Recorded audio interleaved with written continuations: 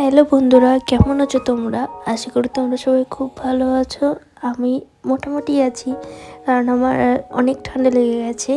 তো যাই হোক, আজ আমি তোমাদের সাথে শেয়ার করব 42 কিলো শঙ্কর মাছ আর মাছের রেসিপি। তো দেখো বন্ধুরা, এই মাছটার ওজন ছিল 42 কেজি। তো দেখো, ওখান থেকে আমরা মাছ কিনে নিয়ে চলে এলাম বাড়িতে এসে মাছটা খুব সুন্দর করে ধুয়ে একটু সেদ্ধ করে নিয়েছি, কারণ মাছটা অনেক বালি বালি থাকে, তো সেজন্য সেদ্ধ করলে বালিটা চলে যায়। তো চলো তোমরা দেখতে থাকো কি কি লাগছে। রসুন, আদা, কয়েকটা গোটা রসুন, দুটো গোটা রসুন দিয়েছি, কয়েকটা কাঁচা লঙ্কা, আর এই হচ্ছে চুই ঝাল। এই সবগুলো এখন যে মশলা করেছি ওর মধ্যে এখন দিয়ে দেবো। দেখো, এই জায়গায় সব মশলাগুলো দিয়ে দিয়েছি। এখানে দিয়েছি জিরের গুঁড়ো, এখানে লঙ্কা গুঁড়ো, মিট মশলা আর হলুদ, আর স্বাদ মতো দিয়ে দিয়েছি লবণ। তো চলো এখন এটাকে মিক্স করবো। আমি যেহেতু গুঁড়ো মশলা দিয়েছি, এখানে হালকা পরিমাণে একটু জল দেবো। অল্প পরিমাণে দিয়ে দিচ্ছি জল দিয়ে এখন মশলাগুলো খুব সুন্দর করে যতক্ষণ মশলা থেকে তেল না ছাড়ে। চলো মশলা থেকে তেল ছাড়লে তোমাদের দিয়ে দেখাচ্ছি। তো বন্ধুরা দেখো, আমার মশলাটা খুব সুন্দর করে কষানো হয়ে গেছে, আর তেলটাও ছেড়ে দিয়েছে। এখন আমি শঙ্কর মাছটা দিয়ে দিচ্ছি।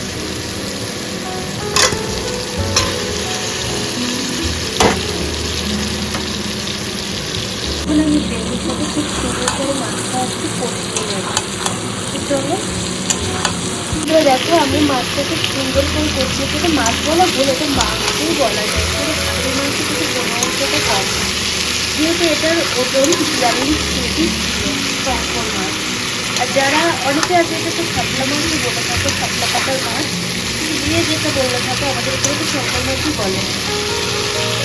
তো দেখো, মাছটা পুরো মাংসের মতন হয়ে গেছে, পুরো মাংসের মতো খেতে লাগছে। সেজন্য এটা তুমি যত তেল মশলা দিয়ে রান্না করবে, পুরো মাংসের মতো করে রান্না করবে, ততটাই বেশি টেস্টি হয়। আর শঙ্কর মাছটা একটু কষা কষা খেতেই বেশ ভালো লাগে।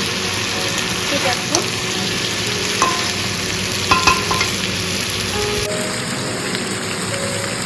মাছটা মশলার সাথে খুব সুন্দর করে কষানো হয়ে গেছে। এখন এর মধ্যে আমি দেবো 15টা জল। তো দেখো বন্ধুরা, এই যে আমি গ্রেভি যেটুকু করবো সেই অনুযায়ী জলটা দিয়ে নিয়েছি, তার থেকে একটু বেশিই দিয়েছি, কারণ গোটা গোটা এখানে রসুন দিয়েছি আর চুই ঝাল দিয়েছি। চুই ঝালটা তো আমি আর সেদ্ধ করিনি, চুই ঝালটা সেদ্ধ করলে তো চুই ঝালের মজাটাই চলে যাবে। তো চুই ঝালটা আর গোটা গোটা রসুনটা যাতে ভালো করে সেদ্ধ হয়ে যায়, তো সেজন্য আমি একটু পরিমাণ থেকে একটু বেশিই জল দিয়ে দিয়েছি। আর তোমরা যারা চুই ঝাল আর গোটা গোটা রসুন না দেবে, তারা তোমরা অল্প পরিমাণে যেটুকু গ্রেভি করবো ওইটুকু জল দিলেই হবে। কারণ মাছটা তো আগে থেকে তুমি সেদ্ধ করেই নিচ্ছ, সেদ্ধ করে দিলে তো হাফ খুব ডান হয়ে যাচ্ছে। তো চলো বন্ধুরা, ও হ্যাঁ, আমি তো তোমাকে একটা কথা বলতে ভুলেই গেছি। আমি যখন মশলাটা কষিয়েছি তখন আমি গরম মশলা দিয়েছিলাম ওর মধ্যে, আর গরম মশলাটা আমি একটু বাদেই দেবো আবার এর মধ্যে। তো চলো, রান্নার মূল উপকরণ কিন্তু গরম মশলা।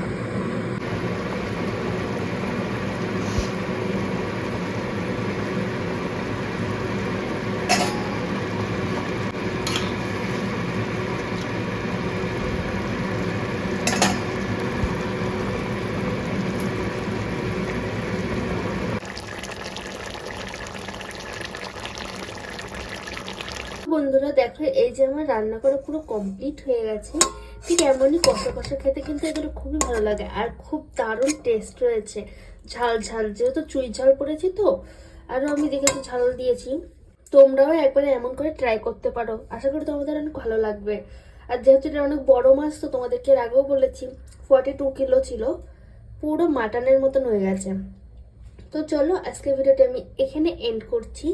আমার ভিডিও যদি তোমাদের ভালো লেগে থাকে, তাহলে অবশ্যই লাইক করো, কমেন্টস করো, শেয়ার করো, আর সাবস্ক্রাইব করো। সাবস্ক্রাইব করলে অবশ্যই পাশে থাকা বেল আইকনটি ক্লিক করে দিতে। চলো বন্ধুরা, টাটা। নতুন একটা ভিডিওতে তোমাদের সাথে দেখা হচ্ছে।